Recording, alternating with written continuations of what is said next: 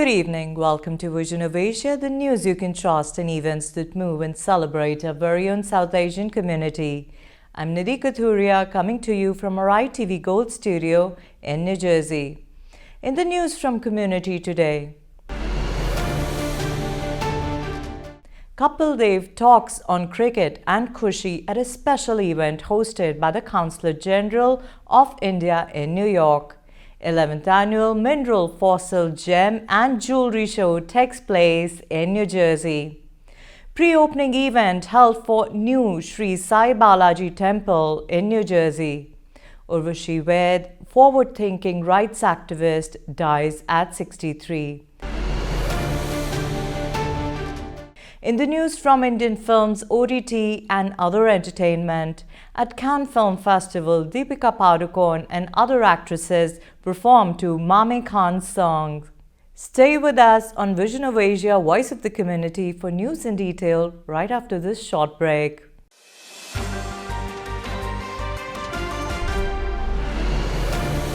The legendary cricket icon Kapil Dev was present as a guest at the Azadi Ka Amrit Mahotsav program organized by the Indian Consulate in New York to commemorate 75 years of the country's independence.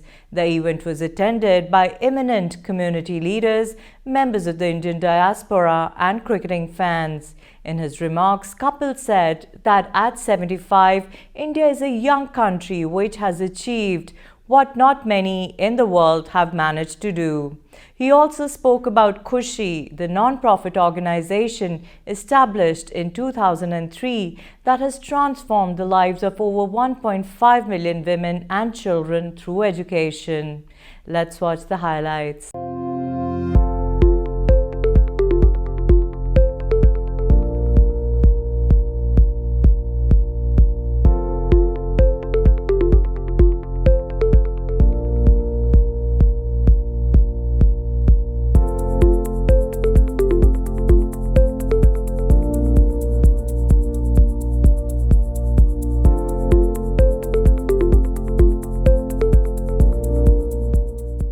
We are here to celebrate India at 75, Azadi Ka Amrit Mahotsav.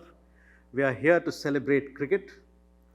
We are here to celebrate the bill signed by Governor of New York State, Kathy Hochul, making cricket as part of New York State sports calendar. The architect of the bill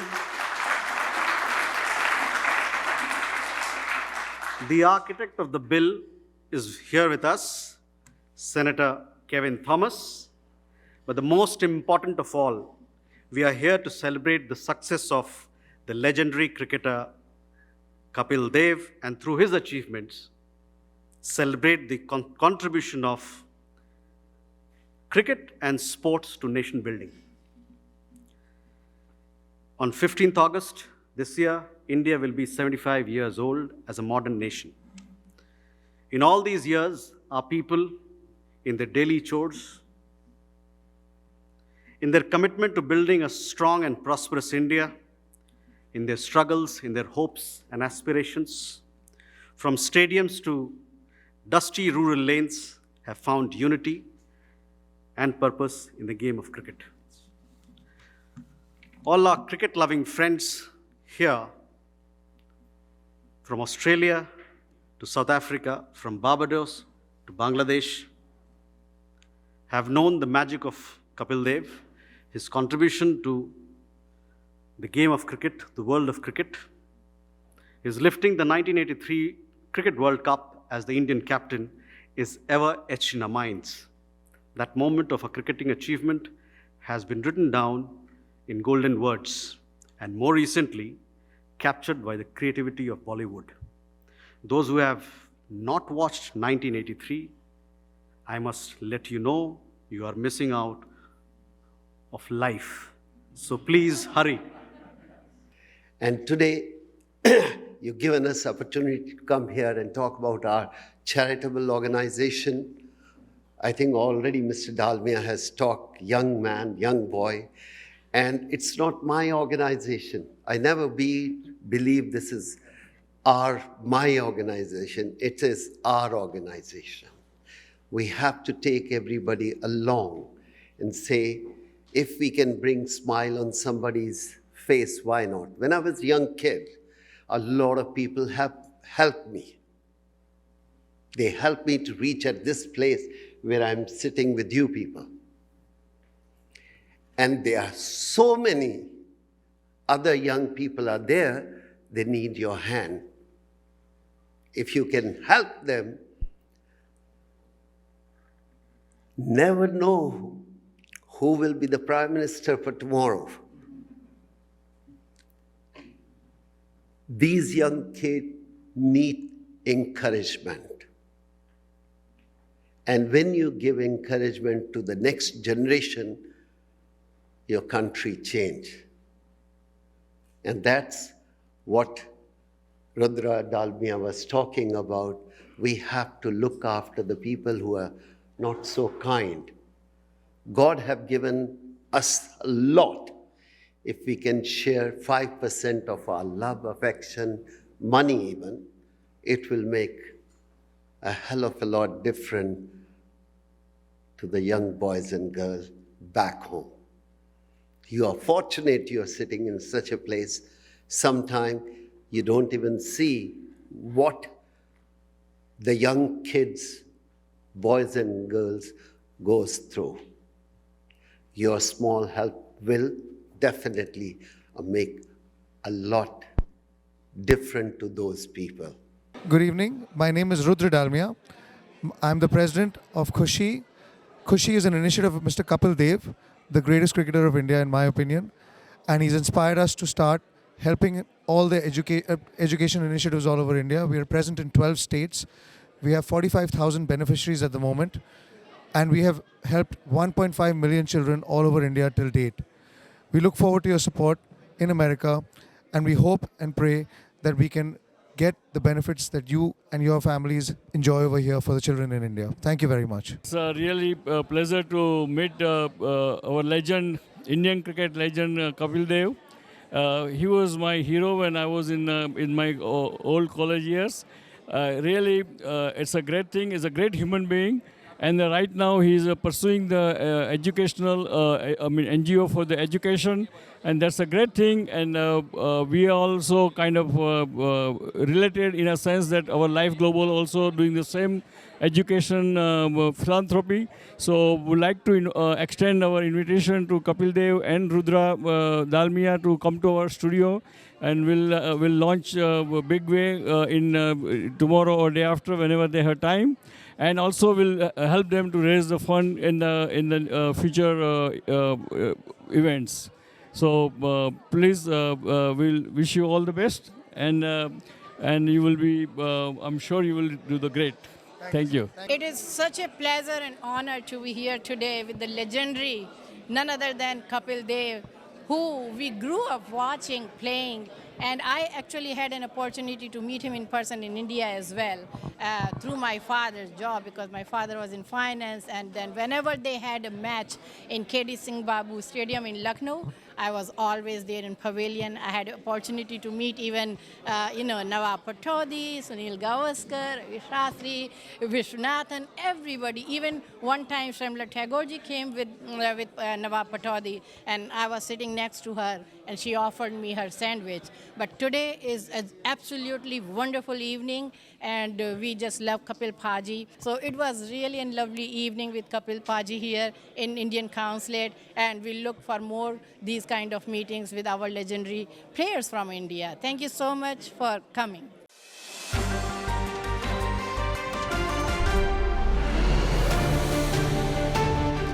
11th Annual Mineral Fossil Gem and Jewelry Show took place at NJ Expo Center in New Jersey from May 11th to May 15th.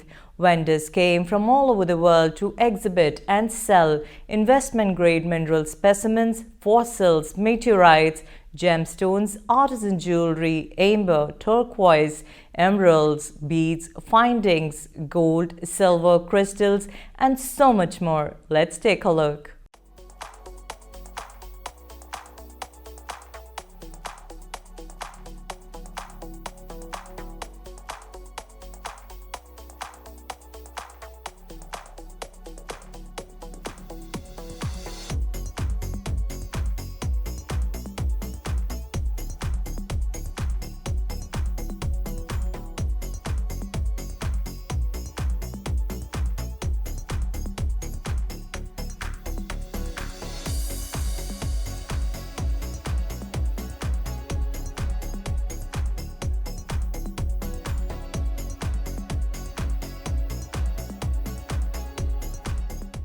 Hi, my name is Amdi with Ethiopian Opal, and our specialty is Ethiopian Opal.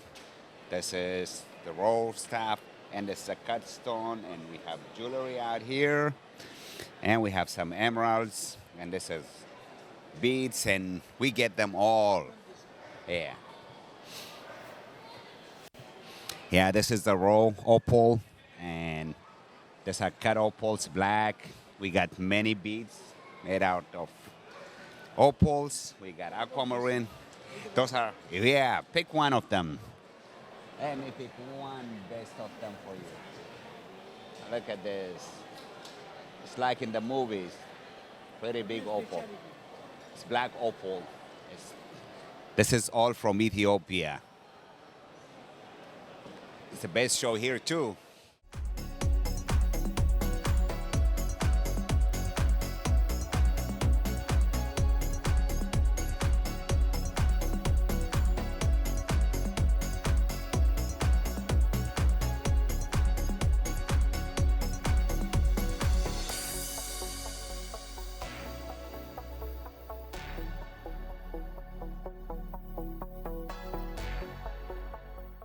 My name is Nilima and I am playing the singing bowl. This is made from 7 different metals, and if you play on the palm with the vibration, it corrects all 7 different chakras of the body. That's the purpose of the singing bowl, or we call it meditational bowl. They all handmade from Nepal. This one is sound like a crystal bowl. This is a very strong energy. That has a very strong energy.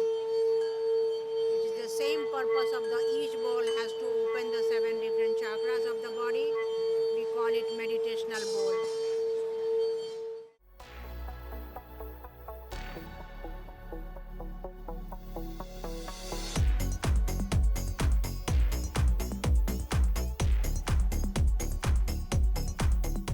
Hi, I'm Afua. This gem show is amazing. I'm so happy it's every year and we get to see the same vendors come out and bring the world's most beautiful stones in the raw and the cuts.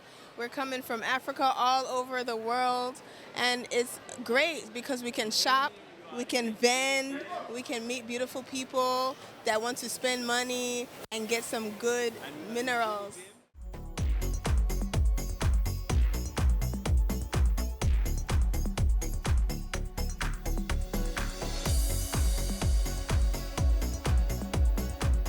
Nilima here. I am carrying all the products from Nepal, and these are the singing bowl. The singing bowl is made for meditation, and if you play on the palm or on the table, it regulates the blood circulation and it enhances all 7 different chakras of the body. That's the purpose of the meditational bowl, and this is all handmade from Nepal. Most of them are handmade. Some of them I have an old one also. These are very old. So you don't have to spin, just tap it, and then you it sings for 10 minutes. And I have this bowl here is a very strong energy.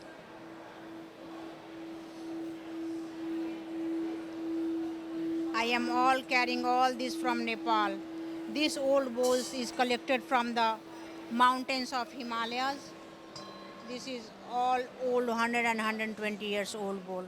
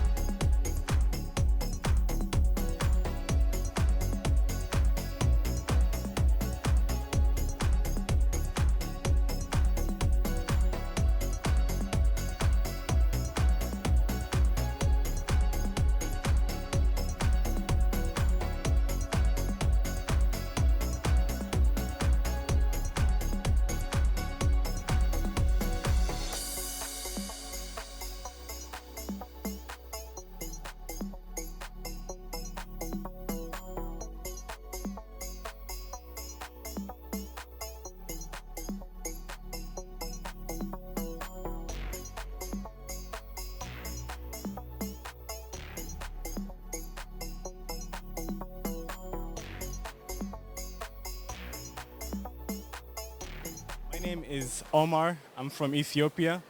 We have our customer here with us.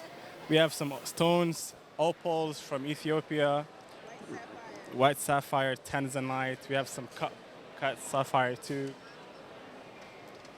We have some more rough things on the other side. This is our customer too. I think they want to ask us the questions. Yeah. Opal, white opal. This is brown opal. Moonstones, tourmalines, tanzanite, aquamarine, emerald, rose quartz. We have everything. This is Jenny Jam. Welcome all. And we've been here 3 years, and it's great. It's really nice. It's gotten bigger every year since COVID, so it's really nice to see all these people out here.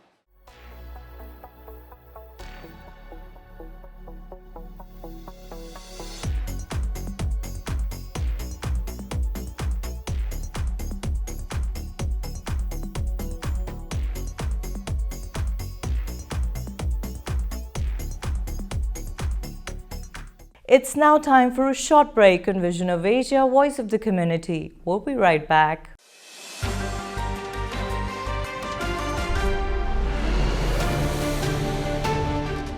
A pre-opening event was held on May 15th at the new and first of its kind Sri Sai Balaji Temple being constructed at Monroe, New Jersey. The event was attended by diverse Hindu devotees whose ancestry is from different states in India. The temple's primary objective is to integrate North and South Indian Hindu traditions into one Sanatan Dharma under the inspiring leadership of Sri Surya Narayan Madula and Dr. Pankaj Mohan, along with Ramakrishnaji and Rameshji. A press release from organizers said the phase 1 of the temple will be initiated following Pran Pratishtha in the week of June 13th with a focus on cultural training for kids and spiritual learning for adults. This phase 1 temple has small idols in the main hall, and the building has 10 classrooms for cultural learning classes and events and large spaces for pravachans and bhajans. There is also a kitchen and a cafeteria. Phase 2 of the temple will be a 25-foot tall Lord Hanuman idol that connects the center of cultural learning to the larger Hindu temple. Phase 3 of the temple would make it one of the largest Hindu temples in the state of New Jersey, with all idols, including a unique integration of Sri Vidya, the press release said.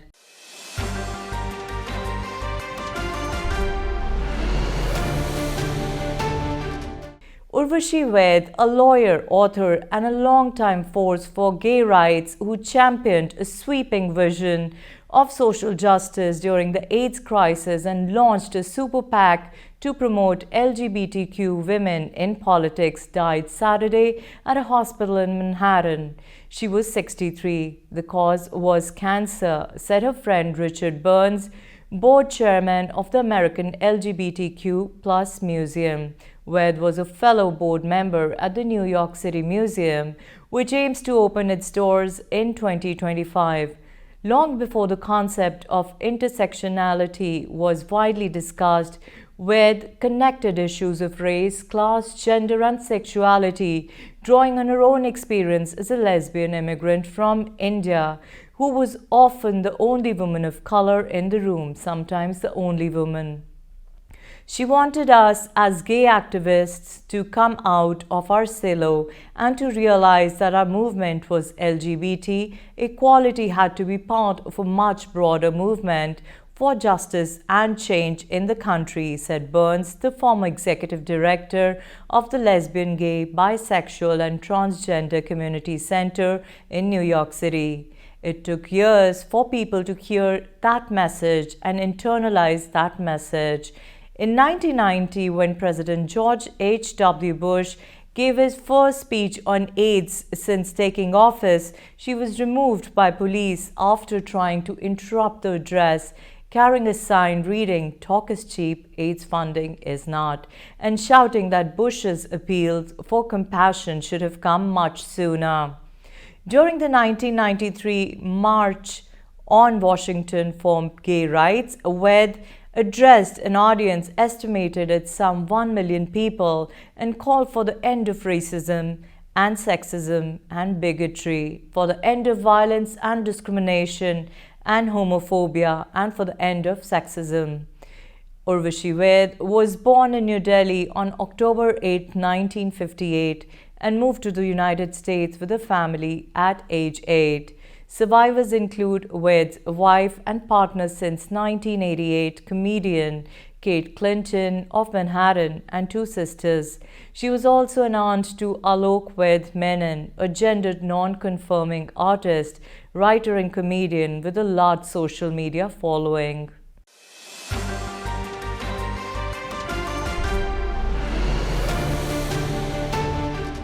During the inaugural ceremony of the Indian Pavilion at the 75th Cannes Film Festival on May 18th, Mame Khan sang a Rajasthani folk song. Deepika Padukone, Tamanna, Pooja Hegde and Urvashi Rautela performed to the song. Mame Khan became the first folk artist to walk Cannes 2022 red carpet.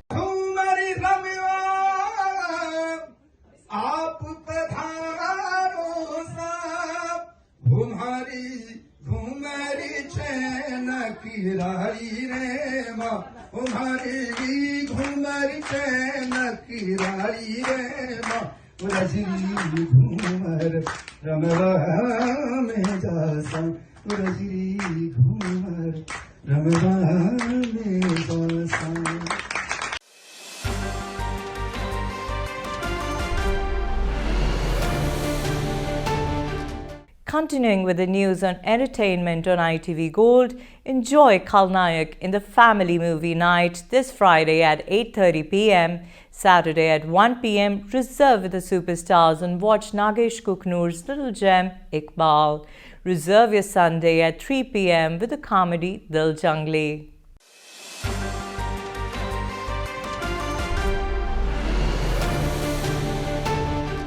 And that's a wrap on Vision of Asia, Voice of the Community tonight. Send us your suggestions and community news that you would like us to cover for our print and television coverage at events@itvgold.com. Follow us on our Facebook handle at ITVGold, subscribe to our YouTube channel, and pick up a free copy of Desi Talk if you're in the Tri-State or in the Chicago area for community news, entertainment, and events in US and India. You can also read the News India Times newspaper online at www.newsindiatimes.com or subscribe to the hard copy by calling 212-675-7515. This is Nadika Thuria signing off.